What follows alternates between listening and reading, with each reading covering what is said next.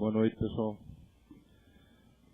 Pessoal, então lembrando que na primeira semana de fevereiro, dia 4 de fevereiro, vai retornar as aulas que a gente... Toda terça-feira nós temos aulas aqui. Então, quem frequenta, quem faz parte e quem não frequenta, que queira conhecer, é só chegar uns 15 minutos para as 8, para o primeiro ano, para fazer parte do nosso estudo de evangelização. Lá atrás também, agora a gente colocou uns livros da biblioteca, para quem quiser fazer... primeira coisa, para quem não faz parte do grupo do Clube do Livro, se quiser ficar só, é só conversar na biblioteca. E lá atrás também a gente colocou uns livros, se alguém se interessar também, é só passar na biblioteca, tá bom? Então vamos fazer a prece inicial.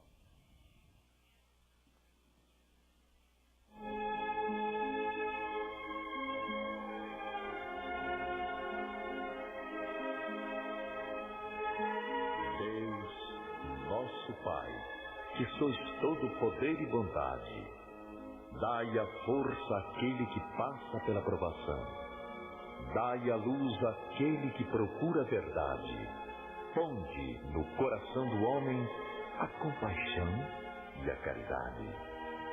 Deus, dai ao viajor a estrela guia, ao aflito a consolação, ao doente o repouso. Pai, dai ao culpado o arrependimento, ao espírito a verdade, à criança o guia, ao órfão o pai. Senhor, que vossa bondade se estenda sobre tudo que criastes. Piedade, Senhor, para aqueles que vos não conhecem. Esperança para aqueles que sofrem.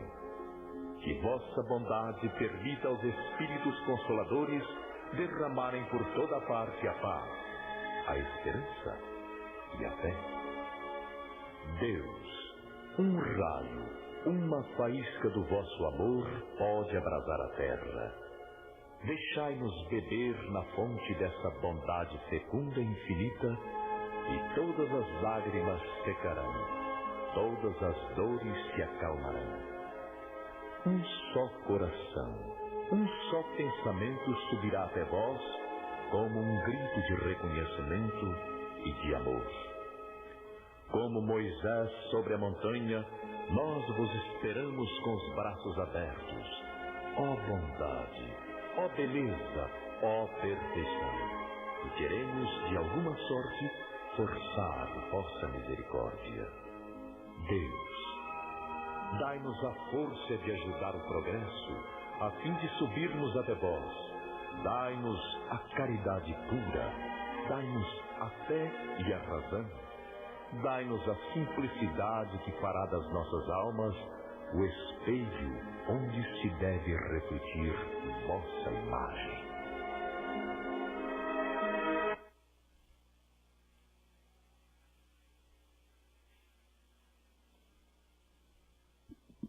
Agora eu gostaria de chamar o Hermes, palestrante da noite.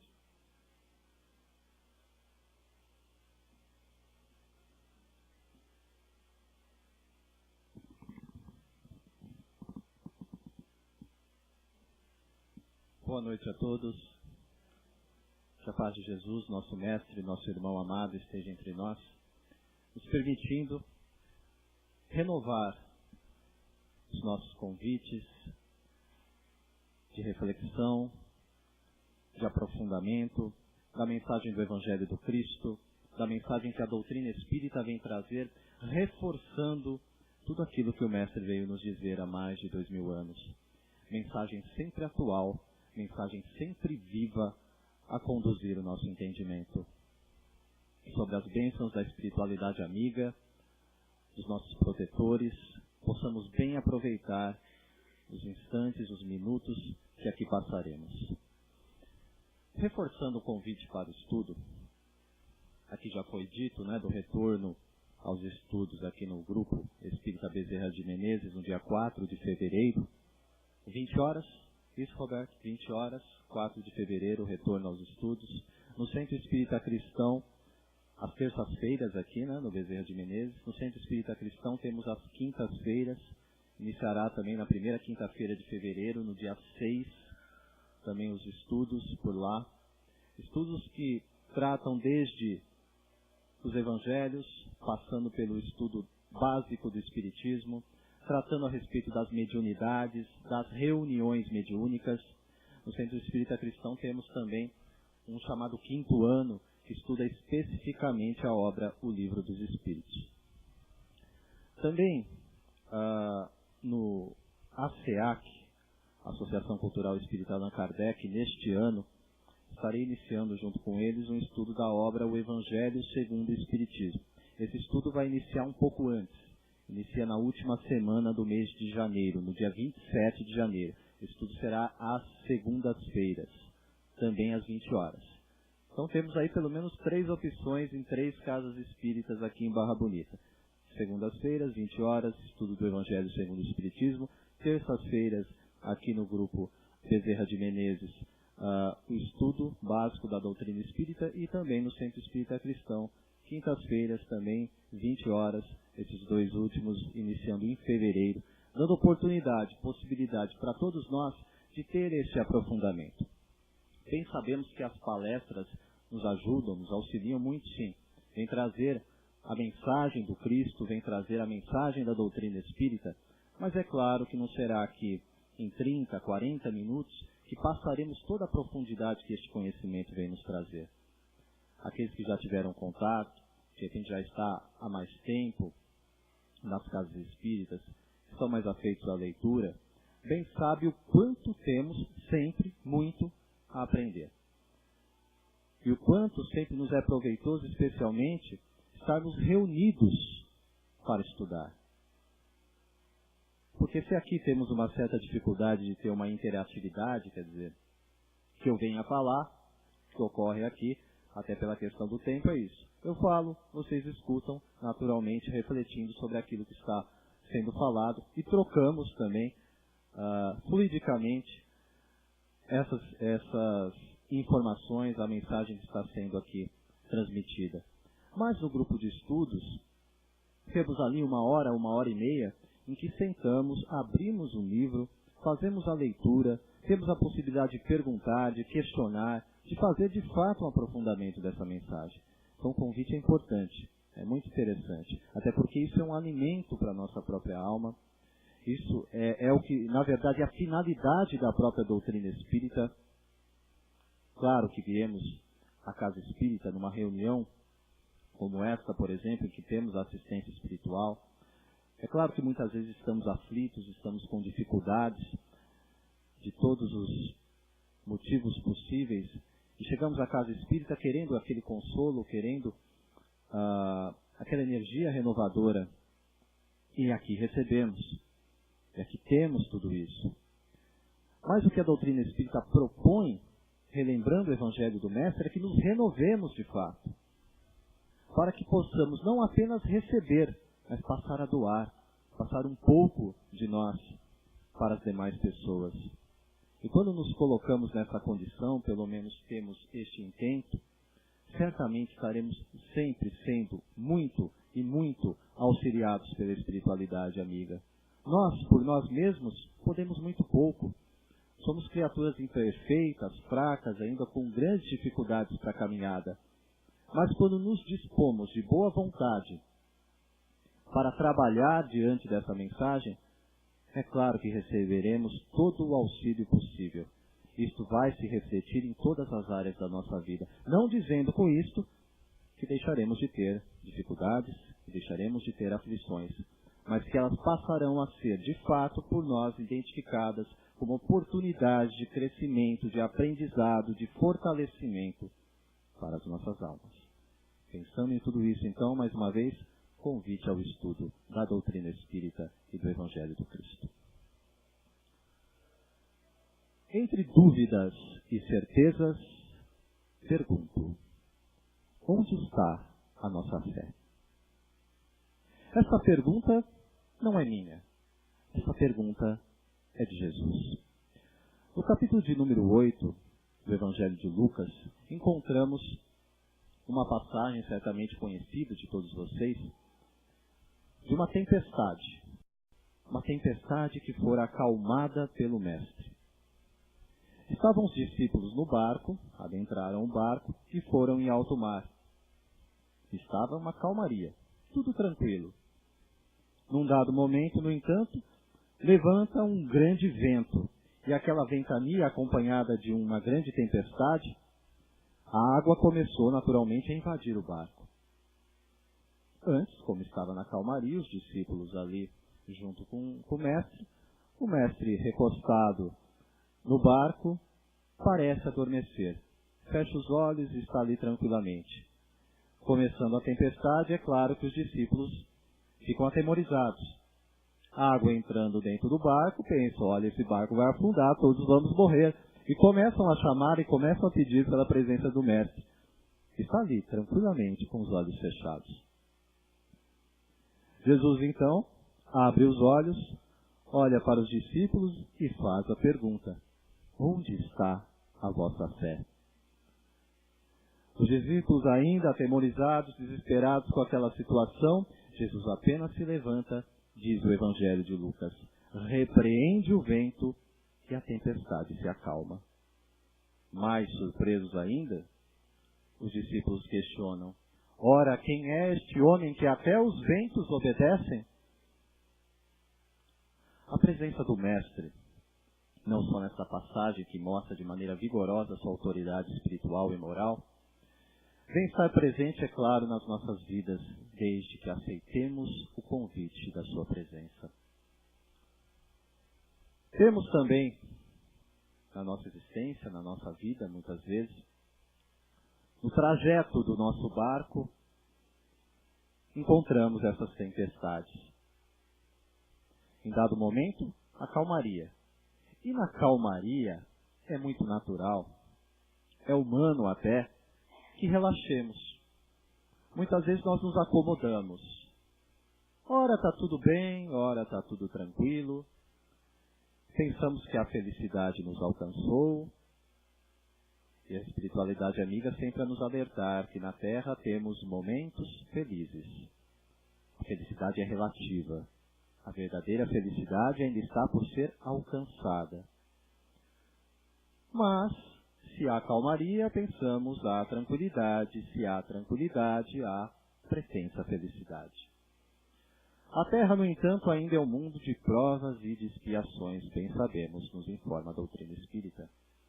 Provas, constantemente somos avaliados.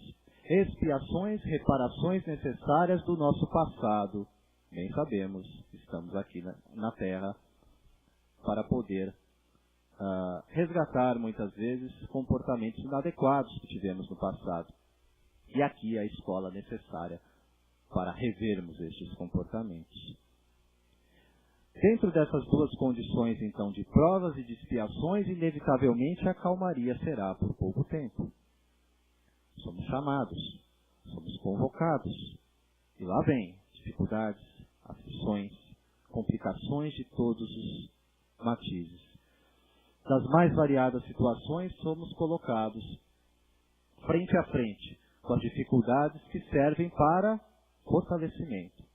Mas não enxergamos dessa forma. Por desejarmos a calmaria constante, olhamos para as dificuldades e aflições e questionamos a própria espiritualidade, acreditando que Deus nos abandonou. Estamos sozinhos. E exatamente porque nesses momentos de fragilidade identificamos com maior clareza as nossas próprias imperfeições, e quando nos encontramos ou pensamos estar em abandono, elas descem sobre nós com um peso ainda maior, não encontramos onde repousar a nossa consciência. O convite, no entanto, do Mestre continua em sua pergunta: onde está, pois, a vossa fé? Vamos encontrar em alguns textos, reforçamos aqui nas próprias Escrituras, textos milenares.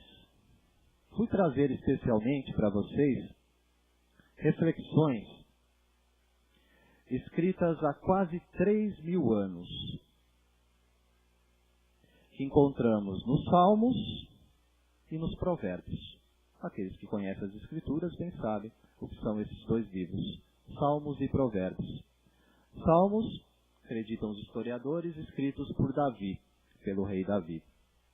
E os provérbios teriam sido escritos, entre outros, pelo rei Salomão. Separando aqui, mais de 1000 anos antes de Cristo, este texto de Salmo, capítulo de número 37, versos 4 e 5. Veja o que ele nos ensina. Deleita-te também no Senhor, em Deus, e Ele te concederá o que deseja o teu coração. Entrega o teu caminho a Deus, confia nele e tudo Ele fará. Versos 4 e 5 do Salmo 37. Nesse texto do rei Davi, veja, ele diz, deleita-te também em Deus, e Ele te concederá o que deseja o teu coração. Nós preferimos cortar a frase. Quando eu digo nós, o que é o nosso ímpeto natural humano. Nós preferimos ouvir, Ele concederá o desejo do teu coração e esquecemos a condição para isso. Ora, queremos que os nossos desejos sejam realizados. Lembra? 14, 15, 16 dias atrás, né? Quais eram os nossos pedidos? Certamente eram vários, quando fazíamos os nossos planejamentos, pensando neste ano de 2014. É natural que muitos fossem estes nossos pedidos. Desejamos tudo de bom para nós e para as outras pessoas. Legítimo que seja dessa forma. Mas com quais condições nós nos comprometemos para que isso de fato ocorra? Para que isso realmente aconteça? Veja que o salmista diz, deleita-te em Deus. Deleitar significa ter prazer, satisfação, alegria, verdadeira felicidade estar na presença de Deus. Como encontrar essa alegria? Se não podemos ainda, e isso nos explica também a doutrina espírita, conhecer a natureza íntima de Deus, dizem eles, é um sentido que nos falta, ainda assim podemos intuir a sua grandeza através da sua criação. Nós próprios somos criaturas de Deus. Quando eu olho para o meu semelhante, devo enxergá-lo e pensar, criatura de Deus como eu, obra-prima do Criador. E quando enxergamos o outro dessa maneira, já começamos, enfim, a sair um pouco daquele nosso egoísmo, daquela nossa vaidade, daquele nosso orgulho tão rotineiramente presente no nosso convívio do dia a dia. Deleita-te em Deus, e Ele te concederá o desejo do teu coração. A condição é esta. Que Deus seja o nosso foco, que Deus seja o nosso alvo. E naturalmente todas as coisas nos virão por acréscimo. Não por uma recompensa desta que temos, por exemplo, quando fazemos as nossas trocas comerciais nos balcões humanos. Não é disto que fala o salmista. Mas vem nos falar sobre uma alegria que se manifesta naquele que se compromete com essa mensagem das leis divinas. Em Provérbios, Salomão vai adiante e vem nos dizer o seguinte no verso 3, capítulo 16. Lembrando que esses textos, os Provérbios, vêm lá de 950 anos, mais ou menos, 950 anos antes de Cristo. Por isso que eu disse, são quase 3 milênios. Confia a Deus as tuas obras e teus pensamentos serão estabelecidos. Confia a Deus as suas obras e os teus pensamentos serão estabelecidos. Normalmente nós dizemos, eu vou fazer, e vou lá e faço. Eu quero fazer, e vou lá e pelo menos intenciono realizar. Ou quando faço, normalmente me acredito de todos os méritos daquilo que faço e digo, eu fiz. Ao escrever os Provérbios, Salomão, que era visto como um dos homens mais sábios da antiguidade, vem nos falar que devemos confiar a Deus as nossas obras. Pensemos que o maior modelo da humanidade, guia modelo da humanidade, Jesus, afirma no seu Evangelho, que as obras que ele fazia não eram dele, mas do Pai que o enviou. Ora, amigos, se as obras que Jesus fazia não eram dele, mas do Pai que o enviou, o que são as nossas obras? nossas? Mérito nosso? Só se estivermos mergulhados ainda na vaidade para acreditar nisso. Por nós mesmos, nada podemos. Com Deus somos gigantes. E quando entendemos isso, quando passamos a compreender que precisamos sim estar na presença de Deus para dessa forma estarmos fortalecidos suficientemente para trabalhar no bem, aí sim seguimos o caminho de que fala os provérbios de Salomão. Confia a Deus as tuas obras e os teus pensamentos, olha que parte da origem, porque é daí que nascem as nossas obras, os nossos pensamentos. Os teus pensamentos serão estabelecidos. Tudo aquilo que pensamos ou intencionamos fazer, entreguemos isto em oração, em prece, aprendendo a conversar com Deus. A doutrina espírita vem nos facilitar muito este entendimento, porque risca da nossa vida a intenção de criar fórmulas, rituais próprios para conversar com Deus. Diz que a prece é a elevação do pensamento ao Criador. Ora, estando todos nós saudáveis nas nossas faculdades mentais, todos nós podemos fazer isso. Elevar o nosso pensamento ao Criador, conversar com Deus. Eu gosto de trazer algumas situações que ocorrem no dia a dia, porque enfim é onde vivemos, é onde aprendemos. Essa semana fui eu cortar o meu cabelo, encontrei lá no salão a conversa, do meu barbeiro, cabeleireiro, e aquele que estava sentado na cadeira enquanto eu aguardava. E a conversa, quando eu cheguei, já estava mais ou menos nesses termos. Aquele que estava sentado, tendo o cabelo cortado, questionava, falava, olha, mas esse pessoal que anda fazendo mal por aí, parece que não acontece nada com eles, Fazem, aprontam, estão sempre na boa.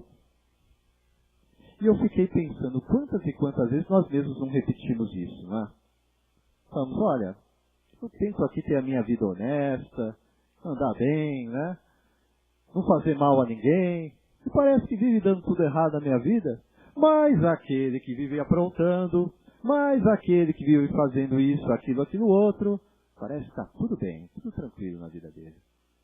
A pergunta é, será que está?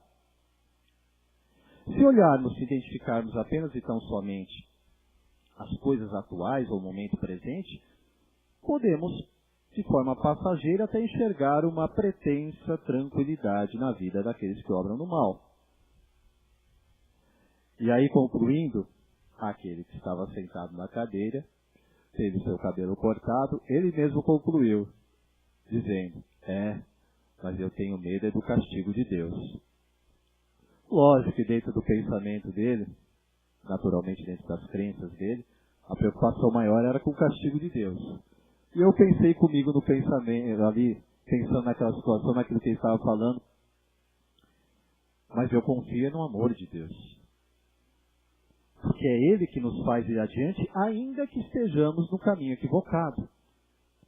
Ainda que sejamos nós a estar prejudicando outras pessoas.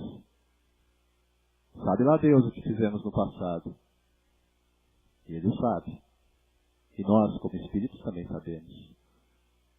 Então, se temer o castigo de Deus, vamos confiar no seu amor. Porque é por isso que aqui retornamos. É por isso que temos oportunidades diárias, em cada raiar do dia, para aprender um pouco mais. E é por isso que devemos agradecer, e a palavra é muito oportuna, é agradecer mesmo a oportunidade que temos. Nos momentos de alegria, de felicidade, também agradecer. Agora, quando acreditamos isso a nossas obras, aquilo que nós fazemos, porque acreditamos que nós merecemos, estamos cavando a nossa própria ruína. Agora, quando tenho esse pensamento de uma fé humilde, de agradecer a Deus pelos momentos de paz, de tranquilidade, de felicidade e também pelos momentos de prova e de aflição, porque é nele que nós nos fortalecemos, é neles que nós nos engrandecemos, ainda que não enxerguemos dessa forma quando estamos mergulhados na situação, mas são nas provas e nas dificuldades que somos testados e aperfeiçoados, agradecendo sempre, nós vamos caminhar adiante. Veja então o roteiro possível para nós entendermos o que está nos sendo dito. Entre aquilo que nos é transmitido por Davi nos Salmos, aquilo que nos é transmitido por Salomão nos Provérbios. Olha os verbos: deleita-te, entrega e confia. A consequência disso? Deus concederá, Deus fará, Deus estabelecerá. Deleita-te, entrega, confia. E Deus concederá, fará e estabelecerá. Seguindo este roteiro, não como um roteiro de fórmula, mas como um roteiro de entrega de fato. Porque a fé, e a pergunta do Cristo se faz reforçar: onde está a vossa fé? E muitos têm dificuldade de entender. Muitos têm dificuldade mesmo de compreender, ora, o que é essa fé. E mais ainda, se as pessoas têm dificuldade mesmo de ter fé. A palavra fé significa apenas e tão somente fidelidade. Aquele que é fiel tem fé. A fé de que a doutrina espírita vem falar, é claro, não é a fé cega. Não é aquela fé filha da cegueira que crê porque acredita, porque crê porque alguém lhe disse, que crê porque teme. Não. É a fé que crê porque busca compreender. E eu digo busca, porque compreender de fato é algo que nós vamos gradualmente aperfeiçoando. Mas busca compreender. É a fé, como diz o próprio Allan Kardec, que pode encarar a razão face a face em todas as épocas da humanidade. E para encarar a razão, há de haver compreensão. Para haver compreensão, há de haver reflexão. E para refletir sobre tudo aquilo que nos chega, nós temos que ter essa fé humilde de que eu já disse. Porque nós, em nós mesmos, não temos este entendimento. Mas peçamos a Deus sabedoria e ela nos será dada. Sempre nos será dada. Capítulo de número 6, do Evangelho segundo o Espiritismo, que aqui trago. Aliás, digo da minha parte, que se a obra Evangelho segundo o Espiritismo tivesse apenas e tão somente o seu 6º capítulo, a obra já valeria por si mesma. Este capítulo é o Cristo Consolador. 6º capítulo da obra Evangelho segundo o Espiritismo. Logo nos itens 1 e 2, Kardec vem trazer uma passagem do Evangelho de Mateus, no capítulo de número 11, nos versos de 28 a 30. Palavras de Jesus. Vinde a mim todos vós que estáis aflitos, sobrecarregados, eu vos aliviarei. Tomai meu jugo sobre vós e aprendei de mim, que sou brando e humilde de coração, encontrareis repouso para as vossas almas. Porque meu jugo é suave e o meu fardo é leve. Jugo suave e fardo leve. Jugo. Aqueles que conhecem a vida rural, por exemplo, saberão bem do que eu estou falando. Alguns chamam de canga, né? Aquilo que se coloca sobre a cabeça do gado ali para que ele tenha dificuldade de se movimentar, né? Tem aqueles que adoram explorar uma cerca, sair mundo afora. Então aquele pessoal da roça costumava colocar ali a canga, que tem essa função de ser um jugo, algo que vai oprimir, que vai dificultar o movimento. E veja que Jesus vem dizer que ele tem um jugo sim, mas que esse jugo é suave. E que o fardo não é aquele embrulho pesado que temos dificuldade para levantar, que às vezes precisamos de outras pessoas para isso. Não, ele diz que o fardo dele é leve. Mas tem jugo e tem fardo. Aqueles que vendem falsas ideias, interpretações, de que ao aceitarmos apenas e tão somente Cristo em nossas vidas, teremos a partir daí somente tranquilidade, felicidade, se engana. Pois não foi isso que ele veio nos ensinar. Veio nos dizer que deveríamos tomar a nossa cruz, renunciar a nós mesmos e segui-lo. Veio dizer, no mundo tereis aflições, mas tende bom ânimo.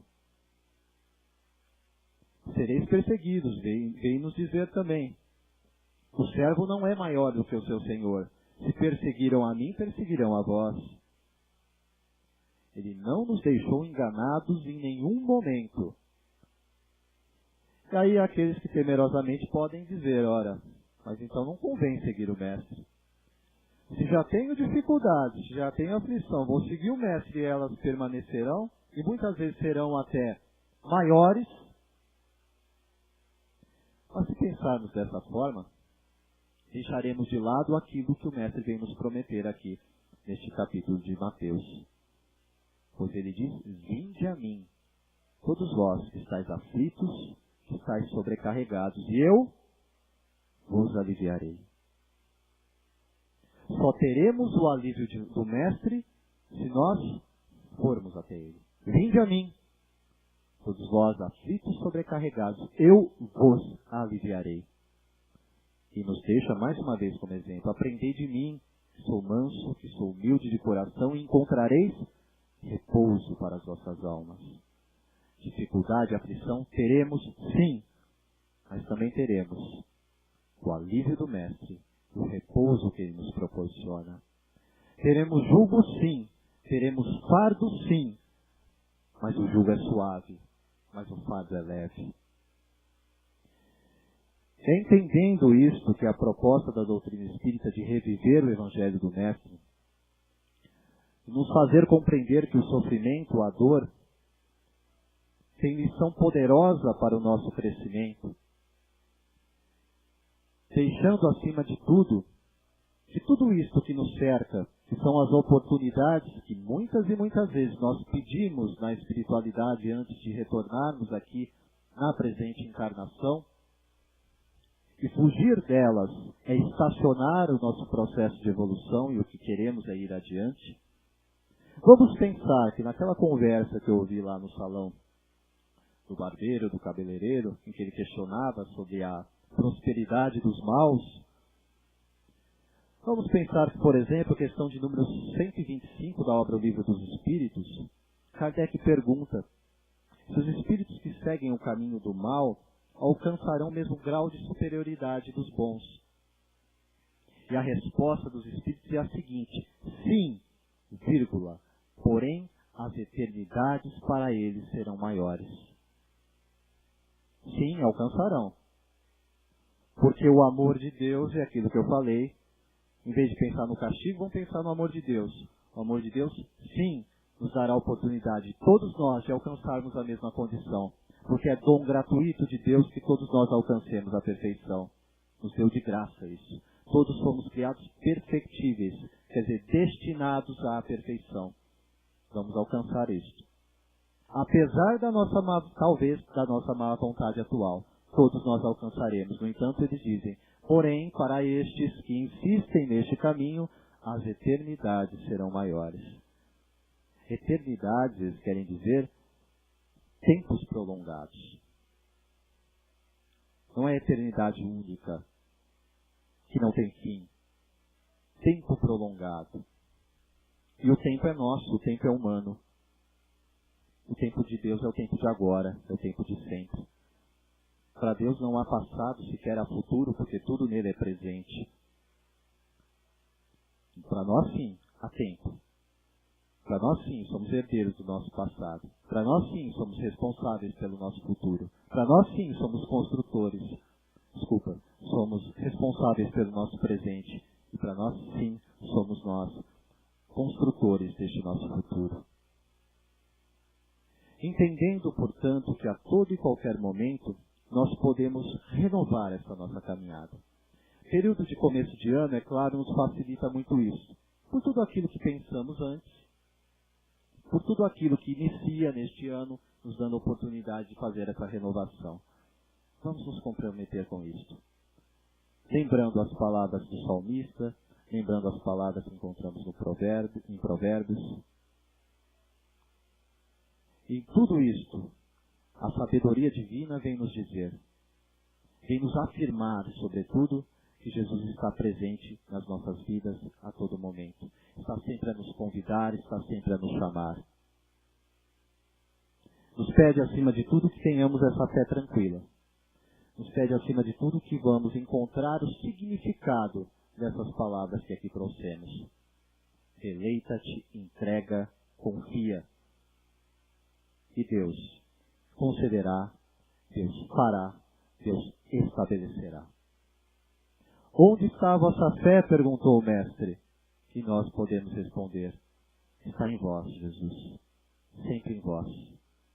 Vinde a mim, todos vós, aflitos, sobrecarregados, eu vos aliviarei. Aprendei de mim, manso e humilde de coração, e encontrareis repouso para as vossas almas. Meu fardo, meu jugo é suave, o meu fardo é leve. Mensagem do Cristo para todos nós nessa noite. Muita paz, muita luz a todos. Vamos orar.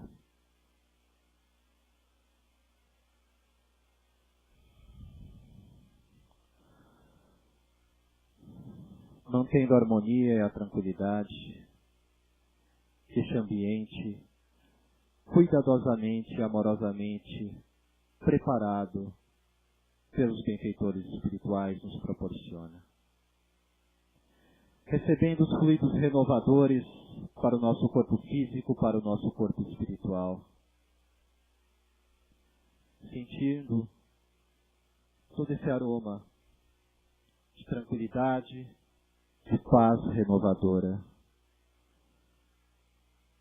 Projetemos em nossa tela mental a presença do Cristo, a presença de Jesus. Braços abertos, sorrindo para nós, nos chamando ao seu abraço, afirmando, no mundo tereis sim aflições, mas tende bom ânimo. Eu venci o mundo. E Ele nos convida também a sermos vencedores. Jesus abençoe e ilumine os nossos corações. E que Deus nos conceda a paz de que necessitamos.